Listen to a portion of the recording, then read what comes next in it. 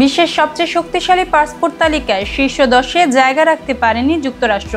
London ভিত্তিক Henley and পার্টনার্সের সর্বশেষ Henley passport ইন্ডেক্সে প্রকাশিত প্রতিবেদনে দেখা গেছে, বর্তমানে যুক্তরাষ্ট্র ও মালয়েশিয়া যৌথভাবে 12তম স্থানে অবস্থান করছে। দুই দেশের নাগরিকই 180টি দেশে ভিসা ছাড়াই প্রবেশ করতে পারবেন।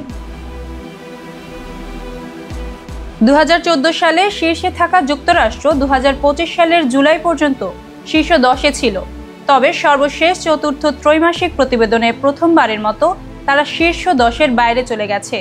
পাসপোর্ট শক্তি কমে যাওয়ার পেছনে কয়েকটি কূটনৈতিক সিদ্ধান্ত ও পারস্পরিক ভিসা নীতির ঘাটতি রয়েছে। চলতি বছরের এপ্রিল মাসে ব্রাজিল, যুক্তরাষ্ট্র, কানাডা ও অস্ট্রেলিয়ার নাগরিকদের জন্য ভিসা মুক্ত সুবিধা বাতিল করেছে। অন্যদিকে চীন, ইউরোপের অনেক দেশের জন্য ভিসা ছাড় দিলেও যুক্তরাষ্ট্র সেই সুবিধা পায়নি। ফলে যুক্তরাষ্ট্রের নাগরিকদের আন্তর্জাতিক ভ্রমণ জটিল হয়েছে। এশিয়ার 3টি দেশ শীর্ষে অবস্থান করছে। সিঙ্গাপুরের নাগরিক 193টি দেশে, দক্ষিণ কোরিয়ার 190টি দেশে এবং জাপানের 189টি দেশে ভিসা মুক্ত প্রবেশাধিকার পাচ্ছেন। একসময় শীর্ষস্থান দখল করা যুক্তরাজ্য পিছিয়ে 8ম স্থানে অবস্থান করছে, যা তাদের ইতিহাসের সর্বনিম্ন।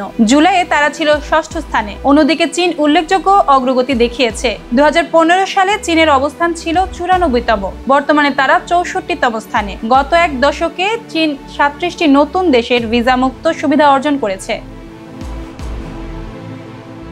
হেনলি পাসপোর্ট ইন্ডেক্স 227টি দেশের পাসপোর্ট শক্তি বিশ্লেষণ করে এবং আন্তর্জাতিক এয়ার ট্রান্সপোর্ট অ্যাসোসিয়েশনসের তথ্যের ভিত্তিতে তৈরি হয়। বিশেষজ্ঞরা বলছেন, ভিসা মুক্ত ভ্রমণ শুধু পাসপোর্ট শক্তির বিষয় নয়, বরং এটি প্রতিফলন করে দেশের আন্তর্জাতিক সম্পর্ক, কূটনীতি এবং পারস্পরিক ভ্রমণ শক্তির।